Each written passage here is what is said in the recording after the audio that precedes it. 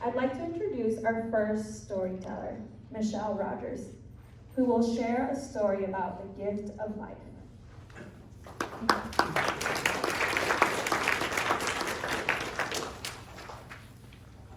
10 years ago, I was working as an editor in a small town newspaper in Michigan, and it was a beautiful fall afternoon when my boyfriend walked in the door. He was talking on his cell phone, which isn't unusual because he never puts that thing down.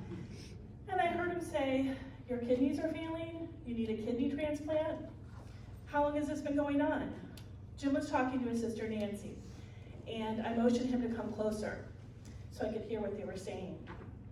Nancy, who's in her 40s, had let him know that she had chronic kidney disease for the last 20 years, and she was told in the last year, even though she was being monitored by doctors, her kidney was failing. Her kidney function was failing dramatically. And she needed to find a kidney donor, a living kidney donor, or she would go on dialysis and join a long wait list of people waiting for a cadaver kidney. And oftentimes people die while waiting on that list. So my heart broke for Nancy, the mother of a teenage daughter with autism. She works with special education students in a school in her neighborhood. It's devastating news, and especially devastating given the family's history with death and disease. You see, Nancy's brother died of a brain tumor when he was just a teenager, and her sister died of breast cancer shortly after giving birth to her second child. Her dad died of complications related to diabetes. Her stepfather died of Alzheimer's, and her mother at the time was alive and had been living with MS for 40 years, was in a wheelchair. So I said to Jim, "Tell Nancy we'll do anything she needs." Those words would come to me more than maybe I intended at the time.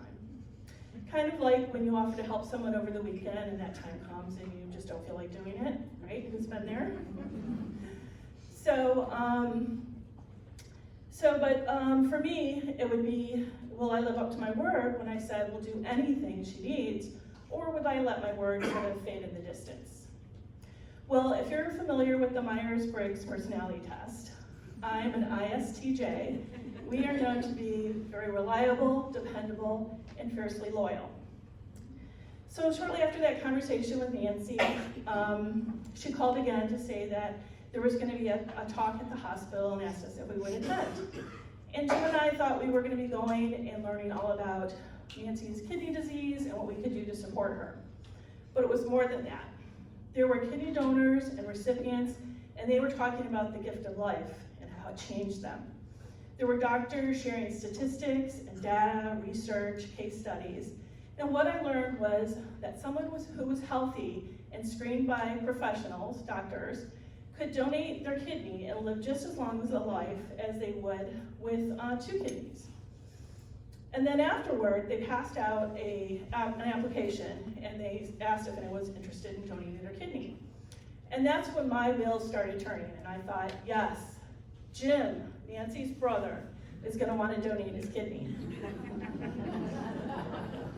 But how would I convince someone who has a lot of anxiety over health issues, who lost her brother to a brain tumor and a sister to cancer, and fears the day a disease would take his life, or a surgery gone wrong, could take his life too soon as well?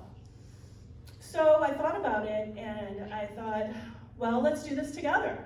A little hand-holding, if you will, right? I would model the way for him. So we got some applications, and we started the process. And I was called back to the hospital pretty regularly.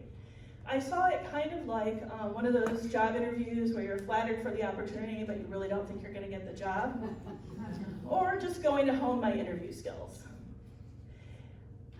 What I didn't realize at the time was how much blood type plays into whether you can donate an organ to somebody. And Nancy's sister came forward, but she had a different blood type, and a cousin came forward as well, but he could not donate it either. And both Jim and I were told we had type O blood, which is universal, and that's great news. Well, great news if you want to donate your kidney, right? So I, as you can imagine, never thought it would be me. I thought Jim's gonna have to suck it up and do it, or one of his family members would be a match. So then Jim let me know that the doctor's office called and said that he would not be able to donate his kidney. The surgery would be too risky because he had a heart condition as a child. So that left me the last person standing, and then I got the phone call from a nurse, and she said, "Congratulations, you can donate your kidney to Nancy." But did I want to? I never thought it would come down to me. A short time later, her husband texted me and said, "No matter what you decide, we'll still love you."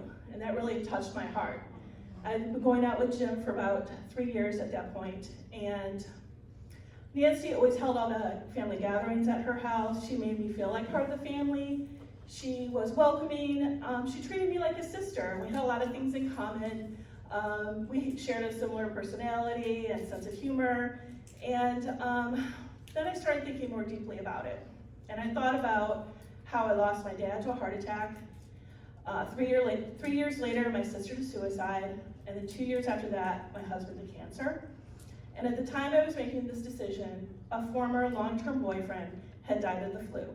And on all of those instances, I had no control. I was just a bystander. But now I had an opportunity to save a life. So the decision was made. Of course I'm gonna donate my kidney to Nancy. I can be counted on. I've got this. So it came time for the surgery, and I didn't think about anything that could go wrong. I just concentrated on 6 to 8 weeks off from work to binge watch my favorite TV shows and movies, and have Jim wait on me hand and foot. And of course, helping Nancy.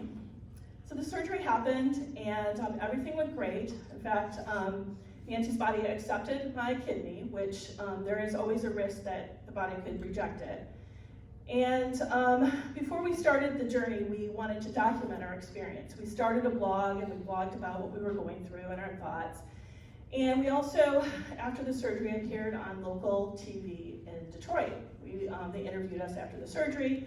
And then later we appeared on a radio talk show in Detroit during Kidney Disease Awareness Month. And the host said to me, "Well, at least if you and Jim break up, you'll still be part of the family." True. Well, Nancy and I aren't technically sisters or even sisters-in-law. She now refers to me as her soul sister, and I wouldn't have it any other way.